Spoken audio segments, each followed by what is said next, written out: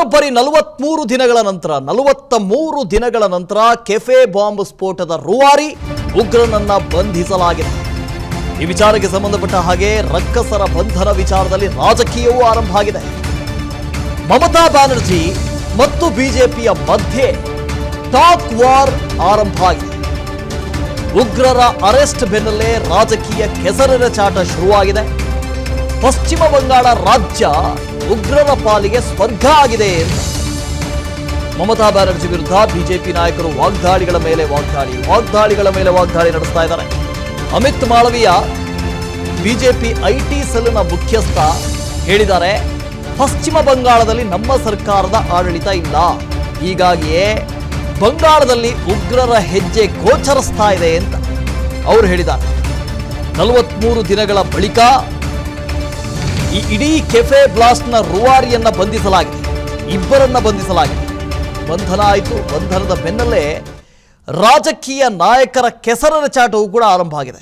ನೀನು ನಾನು ಮೇ ಥೂ ಅನ್ನೋ ರೀತಿಯಲ್ಲಿ ಮಾತುಕತೆಗಳು ನಡೀತಾ ಇದೆ. ಕೆಸರಿನ ಚಾಟ ನಡೀತಾ ಇದೆ. ಆರೋಪ ಪ್ರತ್ಯಾರೋಪಗಳು ಆರಂಭ ಆಗಿದ್ದಾವೆ. ಮಮತಾ ಬ್ಯಾನರ್ಜಿ ಮತ್ತು ಬಿಜೆಪಿಯ ಮಧ್ಯೆ ಈ ಟಾಕ್ ಫೈಟ್ ಆರಂಭ ಆಗಿದೆ. ಉಗ್ರರನ್ನ ಸೆರೆ ಹಿಡಿದಿರೋದು ಪಶ್ಚಿಮ ಬಂಗಾಳ ರಾಜ್ಯದಲ್ಲಿ. ಹಾಗಾಗಿ ಆ ರಾಜ್ಯ ವೆಸ್ಟ್ ಬೆಂಗಾಲ್, ಪಶ್ಚಿಮ ಬಂಗಾಳ ಉಗ್ರರಿಗೆ ಸ್ವರ್ಗ ಆಗಿದೆ. ನಮ್ಮ ಸರ್ಕಾರ ಪಶ್ಚಿಮ ಬಂಗಾಳದಲ್ಲಿ ಆಡಳಿತ ಮಾಡ್ತಾ ಇಲ್ಲ, ಹಾಗಾಗಿ ಆ ರಾಜ್ಯದಲ್ಲಿ ಉಗ್ರರಿಗೆ ಒಂದು ರೀತಿ ಸ್ವರ್ಗ ಇದ್ದಂತಾಗಿದೆ ಅಂತ ಅಮಿತ್ ಮಾಳವಿಯ ಬಿಜೆಪಿಯ ಐಟಿ ಸೆಲ್ನ ಮುಖ್ಯಸ್ಥ ಹೇಳಿದ್ದಾರೆ. ದೀದಿ ವಿರುದ್ಧ, ಮಮತಾ ಬ್ಯಾನರ್ಜಿ ವಿರುದ್ಧ ಟೀಕಾ ಪ್ರಹಾರವನ್ನು ನಡೆಸಿದ್ದಾರೆ. ಪಶ್ಚಿಮ ಬಂಗಾಳದಲ್ಲಿ ನಮ್ಮ ಸರ್ಕಾರ ಆಡಳಿತದಲ್ಲಿ ಇಲ್ಲ, ಹೀಗಾಗಿಯೇ ಬಂಗಾಳದಲ್ಲಿ ಉಗ್ರರ ಹೆಜ್ಜೆ ಗೋಚರಿಸ್ತಾ ಇದೆ ಅಂತ ಅಮಿತ್ ಮಾಳವಿಯ ಹೇಳಿದ್ದಾರೆ. ಇನ್ನು ಬಿಜೆಪಿ ನಾಯಕರ ಆರೋಪಕ್ಕೆ ಮಮತಾ ಬ್ಯಾನರ್ಜಿ ಕೂಡ ತಿರುಗೇಟು ಕೊಟ್ಟಿದ್ದಾರೆ. ಬಿಜೆಪಿ ಆಡಳಿತವಿರುವಂಥ ಉತ್ತರ ಪ್ರದೇಶ, ರಾಜಸ್ಥಾನ, ಇನ್ನೂ ಅನೇಕ ರಾಜ್ಯಗಳು ಬಹಳ ಸುರಕ್ಷಿತನಾ ಅಂತ ಪ್ರಶ್ನೆ ಮಾಡಿದ್ದಾರೆ. ಉಗ್ರರು ಅಡಗಿರೋ ಮಾಹಿತಿ ದೊರೆತ ತಕ್ಷಣವೇ ನಾವು ಅಲರ್ಟ್ ಆದ್ವಿ. ಕೇವಲ ಬರೇ 2 ಗಂಟೆಯಲ್ಲೇ ಬಂಗಾಳ ಪೊಲೀಸರು ಅವರನ್ನು ಬಂಧಿಸಿದ್ದಾರೆ. ಉಗ್ರರ ಬಂಧನ ಜಂಟಿ ಕಾರ್ಯಾಚರಣೆಯೇ ಆಗಿತ್ತು. ಎನ್ಐಎ ಮತ್ತು ಬಂಗಾಳ ಪೊಲೀಸರು ಉಗ್ರರನ್ನ ಬಂಧಿಸಿದ್ರು. ರಾಜ್ಯದ ಸುರಕ್ಷತೆ ವಿಚಾರದಲ್ಲಿ ಬಿಜೆಪಿ ಅಪಪ್ರಚಾರ ಮಾಡ್ತಾ ಇದೆ ಅಂತ ಹೇಳಿದ್ರು. ಒಂದು ಕಡೆ ಚುನಾವಣೆ ಬರ್ತಾ ಇದೆ, ಬಹಳ ಹತ್ರ ಆಗ್ತಾ ಇದೆ. ಈ ಸಂದರ್ಭದಲ್ಲಿ ಯಾವುದೇ ವಿಷಯ ಬಂದರೂ ಕೂಡ ಅದು ರಾಜಕಾರಣಕ್ಕೆ ಟರ್ನ್ ಆಗುತ್ತೆ, ತಿರುಗಿಕೊಳ್ಳುತ್ತೆ. ಈಗ ಬೆಂಗಳೂರು ಕೆಫೆ ಬಾಂಬ್ ಬ್ಲಾಸ್ಟ್ ಈ ಪ್ರಕರಣವು ಕೂಡ ರಾಜಕೀಯ ತಿರುವನ್ನು ಪಡೆದುಕೊಳ್ತಾ ಇದೆ. ಆರೋಪ ಪ್ರತ್ಯಾರೋಪಕ್ಕೆ ಎಡೆ ಮಾಡಿಕೊಡ್ತಾ ಇದೆ. ಬಿಜೆಪಿ ನಾಯಕರ ಆರೋಪಕ್ಕೆ ಒಂದು ಕಡೆ ಮಮತಾ ಬ್ಯಾನರ್ಜಿ ತಿರುಗೇಟು ಕೊಟ್ಟಿದ್ದಾರೆ. ಅವರು ಹೇಳಿದ್ದಾರೆ, ಬಿಜೆಪಿ ಆಡಳಿತವಿರುವ ಯುಪಿ ಆಗಿರ್ಬೋದು, ಉತ್ತರ ಪ್ರದೇಶ, ರಾಜಸ್ಥಾನ, ಇನ್ನೂ ಅನೇಕ ರಾಜ್ಯಗಳು ಬಹಳ ಸುರಕ್ಷಿತವಾಗಿದೆಯಾ? ನೀವು ಬೆಂಗಾಳದ ಬಗ್ಗೆ ಮಾತಾಡ್ತಿರಲ್ಲ, ಪಶ್ಚಿಮ ಬಂಗಾಳದ ಬಗ್ಗೆ ಮಾತಾಡ್ತಿರಲ್ಲ, ಈ ರಾಜ್ಯಗಳು ಸುರಕ್ಷಿತವಾಗಿದೆಯಾ ಅಂತ ಕೇಳಿದ್ದಾರೆ. ಉಗ್ರರು ಅಡಗಿರುವ ಮಾಹಿತಿ ದೊರೆತ ತಕ್ಷಣವೇ ನಾವು ಅಲರ್ಟ್ ಆದ್ವಿ. ಉಗ್ರರು ಇದ್ದಾರೆ ಅಂತ ಗೊತ್ತಾದ ತಕ್ಷಣ ನಾವು ಕೈ ಕಟ್ಟಿ ಕೂರಲಿಲ್ಲ, ನಾವು ಅಲರ್ಟ್ ಆದ್ವಿ. ಕೇವಲ ಬರೇ 2 ಗಂಟೆಯಲ್ಲೇ ಬಂಗಾಳ ಪೊಲೀಸರು ಅವರನ್ನು ಬಂಧಿಸಿದ್ದಾರೆ. ಉಗ್ರರ ಬಂಧನ ಒಂದು ಜಂಟಿ ಕಾರ್ಯಾಚರಣೆಯಾಗಿತ್ತು. ಕೇವಲ ಎನ್ಐಎ ಮಾತ್ರ ಬಂದು ಬಂಧಿಸಲಿಲ್ಲ, ಕೇವಲ ರಾಷ್ಟ್ರೀಯ ತನಿಖಾ ಏಜೆನ್ಸಿ ಮಾತ್ರ ಬಂದು ಬಂಧಿಸಲಿಲ್ಲ. ಅವರಿಗೆ ಸ್ಥಳೀಯ ಪೊಲೀಸರು ಕೂಡ ಹೆಲ್ಪ್ ಮಾಡಿದ್ದಾರೆ, ಅವರ ಜೊತೆ ಇದ್ದಾರೆ. ಜೊತೆಗೆ ಇದೊಂದು ಜಂಟಿ ಕಾರ್ಯಾಚರಣೆ ಆಗಿತ್ತು. ಬಂಗಾಳದ ಪೊಲೀಸ್ ಇಲಾಖೆ, ಅದರ ಜೊತೆಗೆ ಎನ್ಐಎ ಜಂಟಿ ಕಾರ್ಯಾಚರಣೆಯ ಮೂಲಕ ಅವರನ್ನು ಪತ್ತೆ ಹಚ್ಚಿದ್ದೀವಿ, ಬಂಧಿಸಿದ್ದೀವಿ ಅಂತ ಮಮತಾ ಬ್ಯಾನರ್ಜಿ ಹೇಳಿದ್ದಾರೆ. ಇನ್ನು ಮುಂದುವರೆದು ರಾಮೇಶ್ವರಂ ಕೆಫೆಯಲ್ಲಿ ಬಾಂಬ್ ಸ್ಫೋಟ ಪ್ರಕರಣಕ್ಕೆ ಸಂಬಂಧಪಟ್ಟ ಹಾಗೆ ಕಾಂಗ್ರೆಸ್ ಸರ್ಕಾರವನ್ನು ತರಾಟೆಗೆ ತೆಗೆದುಕೊಂಡಿದೆ ಬಿಜೆಪಿ. ರಾಜ್ಯ ಕಾಂಗ್ರೆಸ್ ಸರ್ಕಾರವನ್ನು ಹಿಗ್ಗಾಮುಗ್ಗಜಾಡಿಸಿದೆ. ಭಯೋತ್ಪಾದನೆಗೆ ರಾಜ್ಯ ಸರ್ಕಾರ ಕುಮ್ಮಕ್ಕು ಕೊಡ್ತಾ ಇದೆ. CM Siddaramaiah soft doing terrorism. Tipu Sultan ಅಭಿಮಾನಿಗಳು ಅಧಿಕಾರಕ್ಕೆ ಬಂದಿದ್ದಾರೆ. ಇದೇ ಕಾರಣಕ್ಕೆ ಭಯೋತ್ಪಾದಕರಿಗೆ ಒಂದು ರೀತಿ ಮುಕ್ತ ಮಜಾ ಸಿಕ್ಕಿದೆ. ಎಕ್ಸ್ನಲ್ಲಿ ಕಾಂಗ್ರೆಸ್ ಸರ್ಕಾರದ ವಿರುದ್ಧ ಬಿಜೆಪಿ ಈ ರೀತಿಯಾಗಿ ಆರೋಪವನ್ನು ಮಾಡಿದೆ. ಒಂದು ಕಡೆ ಪಶ್ಚಿಮ ಬಂಗಾಳದ ಮುಖ್ಯಮಂತ್ರಿಯ ವಿರುದ್ಧ ಬಿಜೆಪಿ ಹರಿಹಾಯ್ದಿದೆ. ಅದರ ಜೊತೆಗೆ ರಾಜ್ಯ ಕಾಂಗ್ರೆಸ್ ಸರ್ಕಾರದ ವಿರುದ್ಧವೂ ಕೂಡ ಬಿಜೆಪಿ ಪೀಠಾಸ್ತ್ರವನ್ನು ಪ್ರಯೋಗ ಮಾಡಿದೆ. ರಾಮೇಶ್ವರಂ ಕೆಫೆಯಲ್ಲಿ ಬಾಂಬ್ ಸ್ಫೋಟ ಪ್ರಕರಣಕ್ಕೆ ಸಂಬಂಧಪಟ್ಟ ಹಾಗೆ ಕಾಂಗ್ರೆಸ್ ಸರ್ಕಾರವನ್ನು ಬಿಜೆಪಿ ತರಾಟೆಗೆ ತೆಗೆದುಕೊಂಡಿದೆ. ರಾಜ್ಯ ಕಾಂಗ್ರೆಸ್ ಭಯೋತ್ಪಾದನೆಗೆ ಕುಮ್ಮಕ್ಕು ಕೊಡ್ತಾ ಇದೆ, ಒಂದು ಟ್ವೀಟ್ ಮಾಡಿದೆ. ಆ ಇಬ್ಬರ ಫೋಟೋವನ್ನು ಕೂಡ ಪಬ್ಲಿಷ್ ಮಾಡಿ ಒಂದು ಟ್ವೀಟ್ ಮಾಡಿದೆ. ಟ್ವೀಟ್ನಲ್ಲಿ ಬರ್ಕೊಂಡಿದ್ದಾರೆ, ರಾಜ್ಯ ಕಾಂಗ್ರೆಸ್ ಭಯೋತ್ಪಾದನೆಗೆ ಕುಮ್ಮಕ್ಕು ಕೊಡ್ತಾ ಇದೆ. ಸಿದ್ದರಾಮಯ್ಯನವರು ಯಾರು? Is of doing terror. ಅವರೊಬ್ಬರು ಟೆರರ್, ಆಫ್ ಡೂಯಿಂಗ್ ಟೆರರ್ ಅಂತ ಕರೆದಿದ್ದಾರೆ.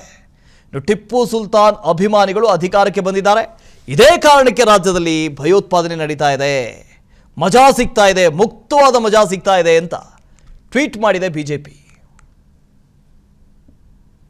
ಇನ್ನು Bengaluru Rameshwaram cafe bomb blast ಪ್ರಕರಣಕ್ಕೆ ಸಂಬಂಧಪಟ್ಟ ಹಾಗೆ ಬರೋಬ್ಬರಿ 43 ದಿನಗಳ ಕಾಲ ಮೆಗಾ ಕಾರ್ಯಾಚರಣೆ ನಡೆಯಿತು.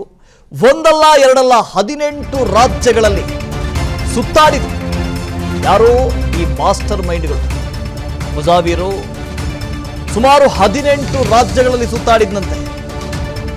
ಚಕ್ರವ್ಯೂಹವನ್ನ NIA ಒಂದು ಹಿಡಿತು. ತಮಿಳುನಾಡು, ಕೇರಳ, ತೆಲಂಗಾಣ, ಆಂಧ್ರದಲ್ಲಿ ಓಡಾಟ ಮಾಡಿದ್ರು. ಉತ್ತರ ಭಾರತ, ಬಿಹಾರ, ಅಸ್ಸಾಂನಲ್ಲಿ ಅಧಿಕಾರಿಗಳು ರೌಂಡ್ಸ್ ಹೊಡೆದ್ರು.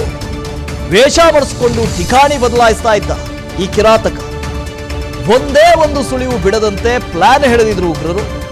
ಪಶ್ಚಿಮ ಬಂಗಾಳದಲ್ಲಿ ಅಡಗಿ ಕುಳಿತವರಿಗೆ ಕಡೆಗೂ ಹೆಡೆಮುರಿ ಕಟ್ಟಿತು. 43 ದಿನಗಳ ಮೆಗಾ ಕಾರ್ಯಾಚರಣೆಯ ಬೆನ್ನಲ್ಲೇ ಉಗ್ರರು ಈಗ ಅಂಧರಾಗಿದ್ದಾರೆ. ಕೊನೆಗೂ ಬೆಂಗಳೂರು ಕೆಫೆಯಲ್ಲಿ ಬಾಂಬ್ ಬಿಟ್ಟು ಸ್ಫೋಟ ಮಾಡಿದ ಬಳಿಕ ಒಂದೇ ಒಂದು ಸೆಕೆಂಡ್ ಕೂಡ ಅಲ್ಲಿರಲಿಲ್ಲ. ಬಾಂಬ್ ಬಿಟ್ಟ, ಟೈಮರ್ ಅನ್ನು ಆನ್ ಮಾಡ್ದ, ಅವನ ಪಾಡ್ಗನು ಹೋದ. ಎಲ್ಲಿ ಹೋದ, ಯಾವ ಕಡೆ ಹೋದ, ಎಲ್ಲಿ ಅವನು, ಒಂದೇ ಒಂದು ಸುಳಿವು ಸಿಗಲಿಲ್ಲ. ಆತ ಎಲ್ಲೋ ಬಳ್ಳಾರಿಗೆ ಹೋಗಿದ್ದಂತೆ. ಬಳ್ಳಾರಿಯಲ್ಲಿ ಆತನ ಚಲನವನಲ ಗೊತ್ತಾಗಿತ್ತಂತೆ. ಆ ಬಸ್ ಸ್ಟ್ಯಾಂಡ್ನಲ್ಲಿ ಆತ ಓಡಾಡಿರೋದು ಕೂಡ CCTVಯಲ್ಲಿ ಗೊತ್ತಾಗಿತ್ತು.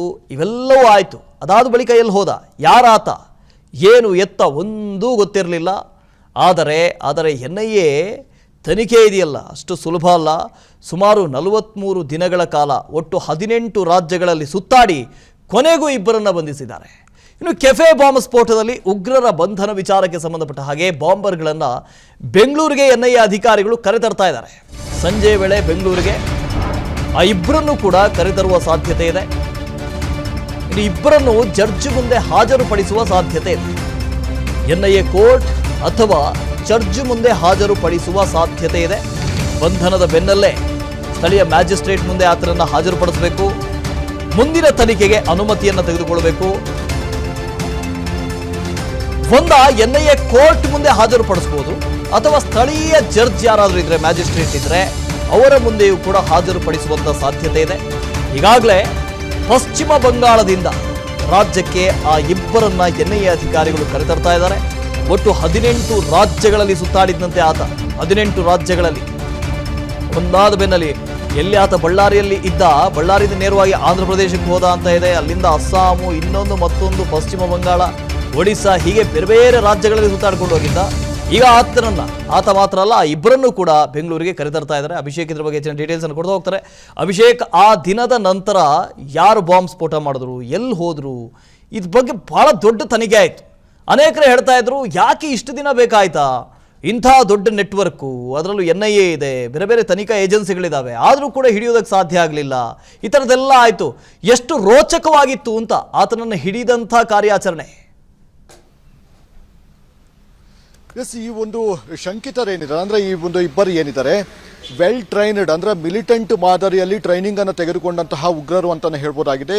ಒಂದು ಕೃತ್ಯವನ್ನು ನಡೆಸಿದ ಬಳಿಕ ಅವರು ಎಲ್ಲೆಲ್ಲಿ ಹೋಗಬೇಕು ಅನ್ನುವಂಥದ್ದು ಪ್ರೀ ಪ್ಲಾನ್ ಆಗುತ್ತೆ. ಹೀಗಾಗಿ ಅವರು ಅಂದ್ರೆ ಪೊಲೀಸರ ದಿಕ್ಕನ್ನು ತಪ್ಪಿಸುವಂತಹ ಒಂದು ನಿಟ್ಟಿನಲ್ಲಿ ಅವರು ಬೇರೆ ಬೇರೆ ಕಡೆ ಒಂದು ಟ್ರಾವೆಲ್ ಅನ್ನ ಮಾಡಿದ್ದಾರೆ. ಈಗಾಗಲೇ 18 ರಾಜ್ಯದಲ್ಲಿ ಇವರು ಸುತ್ತಾಟವನ್ನ ಮಾಡಿದ್ದಾರೆ ಅಂತ ಹೇಳಿದ್ರೆ, ಪೊಲೀಸರು ಇವರನ್ನ ಯಾವುದೇ ಕಾರಣಕ್ಕೂ ಕೂಡ ಚೇಸ್ ಮಾಡೋದಕ್ಕೆ ಸಾಧ್ಯವಾಗದ ರೀತಿಯಲ್ಲಿ ಒಂದು ರೂಪುರೇಷೆಯನ್ನ ಮಾಡ್ಕೊಂಡಿರುವಂಥದ್ದು. ಇನ್ನು ವೆಸ್ಟ್ ಬೆಂಗಾಲ್ನಲ್ಲಿ ತಲೆಮರೆಸಿಕೊಂಡು ಇದ್ದಾರೆ ಅಂತ ಹೇಳಿದ್ರೆ ಅವರು ಮುಂದಿನ ಟಾರ್ಗೆಟ್ ಏನು ಅನ್ನುವಂತಹ ಒಂದು ಗೆಸ್ ಅನ್ನು ಕೂಡ ಮಾಡಬಹುದಾಗಿದೆ. ಯಾಕಂದ್ರೆ ಇಲ್ಲಿ ವೆಸ್ಟ್ ಬೆಂಗಾಲ್ಗೆ ಬಹು ಹತ್ತಿರವಾಗಿರುವಂಥದ್ದು ಬಾಂಗ್ಲಾದೇಶ ಆಗಿರುವಂತಹ ಕಾರಣದಿಂದಾಗಿ ರೋಹಿಂಗ್ಯಾ ಮುಸಲ್ಮಾನರ ರೀತಿಯಲ್ಲಿ ಅವರು ನುಸುಳಿ ಅಲ್ಲಿಂದ ಬೇರೆ ಕಡೆ ಎಸ್ಕೇಪ್ ಆಗುವಂತಹ ಸಾಧ್ಯತೆಗಳು ಕೂಡ ತೀರಾ ಹೆಚ್ಚಿತ್ತು ಅಂತ ಹೇಳಿ ನಾವು ಅಂದುಕೊಳ್ಳಬಹುದು. ಯಾಕಂದ್ರೆ ಈ ಎಲ್ಲಾ ಉಗ್ರರು ಕೂಡ ಹೋಗುವಂತಹ ಒಂದು ಸ್ಥಳ ಏನಿದೆ ಅದು ವೆಸ್ಟ್ ಬೆಂಗಾಲ್ ಅಂತಾನೆ ಹೇಳ್ಬೋದಾಗಿದೆ. ಯಾಕಂದ್ರೆ ಅಲ್ಲಿಂದ ಎಸ್ಕೇಪ್ ಆಗೋದಕ್ಕೆ ಬಹು ಸುಲಭವಾದಂತಹ ಒಂದು ದಾರಿ ಇರುವಂಥದ್ದು. ಹೀಗಾಗಿ ಸದ್ಯ ಅಲ್ಲಿದ್ದಂತಹ ಅಂದ್ರೆ ಸತತವಾಗಿ ಒಂದು ಮಾನಿಟರ್ ಅನ್ನ ಮಾಡಿದಂತಹ ಸಂದರ್ಭದಲ್ಲಿ ಹಾಗೂ ಲುಕ್ಔಟ್ ನೋಟಿಸ್ಗಳನ್ನ ಮತ್ತೆ ಇವರ ಫೋಟೋಸ್ಗಳನ್ನ ದೇಶದ ಎಲ್ಲಾ ಕಡೆ ಒಂದು ಸರ್ಕ್ಯುಲೇಷನ್ ಮಾಡಿದಂತಹ ಒಂದು ಕಾರಣದಿಂದಾಗಿ ವೆಸ್ಟ್ ಬೆಂಗಾಲ್ನ ಪೊಲೀಸರೇನಿದ್ದಾರೆ ಅವರು ಕೂಡ ಈ ರೀತಿಯಾಗಿ ಒಬ್ಬ ಶಂಕಿತರು ಅಂದ್ರೆ ಇಬ್ಬರು ಶಂಕಿತರು ಇಲ್ಲಿ ನೆಲೆಸಿದ್ದಾರೆ ಅನ್ನುವಂತಹ ಒಂದು ಇನ್ಫಾರ್ಮೇಶನ್ ಅನ್ನ NIA ಅಧಿಕಾರಿಗಳಿಗೆ ಕೊಡ್ತಾರೆ. NIA ಅಧಿಕಾರಿಗಳು ಸಾಕಷ್ಟು ಒಂದು ವೆರಿಫೈ ಅನ್ನ ಮಾಡಿದಂತಹ ಸಂದರ್ಭದಲ್ಲಿ ಅವರು ಸಂಪೂರ್ಣವಾಗಿ ಒಂದು ಗಡ್ಡವನ್ನ ಬಿಟ್ಟು ತಮ್ಮ ಈಗಿರುವಂತಹ ಒಂದು ಚಹರೆ ಅಂದ್ರೆ ರಾಮೇಶ್ವರ ಕೆಫೆಯಲ್ಲಿ ಬಾಂಬು ಸ್ಫೋಟವನ್ನ ಮಾಡಿದ ಬಳಿಕ NIAಗೆ ಸಿಕ್ಕಿರುವಂತಹ ಒಂದು ಫೋಟೋಸ್ ಏನಿದೆ ಆ ಫೋಟೋಸ್ಗೆ ತದ್ವಿರುದ್ಧವಾಗಿ ಅವರ ಚೆಹರೆಯನ್ನ ಸಂಪೂರ್ಣವಾಗಿ ಬದಲಾವಣೆಯನ್ನ ಮಾಡಿಕೊಂಡು ವೆಸ್ಟ್ ಬೆಂಗಾಲ್ನಲ್ಲಿ ಇದ್ರು ಅನ್ನುವಂತಹ ಒಂದು ವಿಚಾರಗಳು ಕೂಡ ಈಗಾಗಲೇ ಕೇಳಿ ಬರ್ತಾ ಇರುವಂತದ್ದು. ಹೀಗಾಗಿ ಸದ್ಯ ಈ ಚೆಹರೆ ಮರೆಸಿಕೊಂಡಿರುವಂತಹ ಒಂದು ವ್ಯಕ್ತಿಗಳನ್ನ ಮತ್ತು ಅವರ ಕಾಂಟ್ಯಾಕ್ಟ್ ಯಾರ್ಯಾರನ್ನ ಮಾಡ್ತಾ ಇದ್ರು ಅದೆಲ್ಲದರ ಒಂದು ಡೀಟೇಲ್ಸ್ ಗಳನ್ನು ತೆಗೆದುಕೊಂಡು ವೆಸ್ಟ್ ಬೆಂಗಾಲ್ನಲ್ಲಿ NIA ಅಧಿಕಾರಿಗಳೊಂದು ತಮ್ಮ ಒಂದು ಸುಪರ್ದಿಗೆ ತೆಗೆದುಕೊಂಡಿರುವಂತದ್ದು. ಮತ್ತು ಈಗ ಒಂದು ಪ್ರೊಸೀಜರ್ ಅಂತ ಹೇಳಿದ್ರೆ ಈಗ ವೆಸ್ಟ್ ಬೆಂಗಾಲ್ ಕೋರ್ಟ್ಗೆ ಒಂದು ಪ್ರೊಡ್ಯೂಸ್ ಅನ್ನ ಮಾಡಬೇಕಾಗುತ್ತೆ. ಇಂತಹ ವ್ಯಕ್ತಿಗಳು ಈ ರೀತಿಯಾದಂತಹ ಒಂದು ಕೃತ್ಯವನ್ನ ಎಸಗಿ ನಮ್ಮಲ್ಲಿ ಸಿಕ್ಕಿಬಿದ್ದಿದ್ದಾರೆ. ಇವಾಗ ಇವರನ್ನ ಬೇರೆ ನಮ್ಮ ರಾಜ್ಯಕ್ಕೆ ತೆಗೆದುಕೊಂಡು ಹೋಗಬೇಕು ಅನ್ನುವಂತಹ ಒಂದು ಅನುಮತಿಯನ್ನು ಪಡೆದು ನಂತರ ಇಲ್ಲಿಗೆ ಕರೆತರುವಂತಹ ಒಂದು ಪ್ರಕ್ರಿಯೆ ಮುಂದುವರೆದಿದೆ. Vasudev. Okay, thank you Abhishek. ಅನುಕ್ಷಣದ ಸುದ್ದಿಗಳಿಗಾಗಿ Vistara news YouTube channel subscribe ಮಾಡಿ. ಹೊಸ ಸುದ್ದಿಗಳ ನೋಟಿಫಿಕೇಶನ್ಗಾಗಿ ಬೆಲ್ ಐಕಾನ್ ಕ್ಲಿಕ್ ಮಾಡಿ. ಲೇಟೆಸ್ಟ್ ಅಪ್ಡೇಟ್ಸ್ಗಾಗಿ www.vistaranews.com ವೆಬ್ಸೈಟ್ಗೆ ವಿಸಿಟ್ ಮಾಡಿ.